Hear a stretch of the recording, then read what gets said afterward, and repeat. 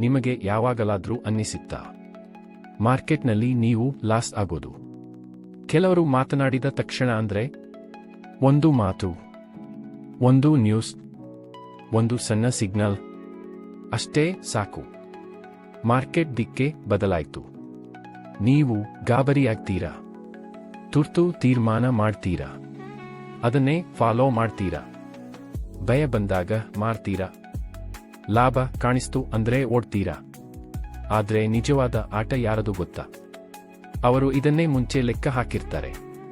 ನೀವು ನ್ಯೂಸ್ ಬೆನ್ನಟ್ತೀರಾ, ಅವರು ಮೌನವಾಗಿ ತಮ್ಮ ದಾರಿ ಹಿಡ್ತಾರೆ. ಮಾರ್ಕೆಟ್ ನಿಮ್ಮನ್ನ ಮೋಸ ಮಾಡ್ತಿಲ್ಲ, ನಿಮ್ಮ ಭಾವನೆಗಳೇ ನಿಮ್ಮನ್ನ ಮೋಸ ಮಾಡ್ತಿವೆ. ಯಾರನ್ನ ನಂಬ್ತೀರೋ? ಸ್ವಲ್ಪ ಯೋಚಿಸಿ. ಎಲ್ಲ ನ್ಯೂಸ್ ನಿಮ್ಮ ಲಾಭಕ್ಕೆ ಇರೋದಿಲ್ಲ. ಎಮೋಷನ್ಗೆ ಸಿಕ್ಕಿ ಬೀಳ್ಬೇಡಿ, ಅಲ್ಲೇ ಹೆಚ್ಚು ಜನ ಸೋಲ್ತಾರೆ. ಈ ಆಟದಲ್ಲಿ ಶಾಂತಿ ಗೆಲ್ಲುತ್ತೆ, ಆತುರ ಸೋಲುತ್ತೆ. ಶಾಂತವಾಗಿರಿ, ಜಾಗ್ರತೆ ಇರಿ, ನಿಮ್ಮ ಮೇಲೆ ಕಂಟ್ರೋಲ್ ಇರಿ. ಯೋಚನೆ ಮಾಡಿ ಹೆಜ್ಜೆ ಹಾಕುವವನೇ ಮುಂದೆ ಹೋಗ್ತಾನೆ. ಸಹನೆ ಇಟ್ಟವನೇ ನಿಜವಾದ ಸಂಪತ್ತು ನಿರ್ಮಿಸ್ತಾನೆ.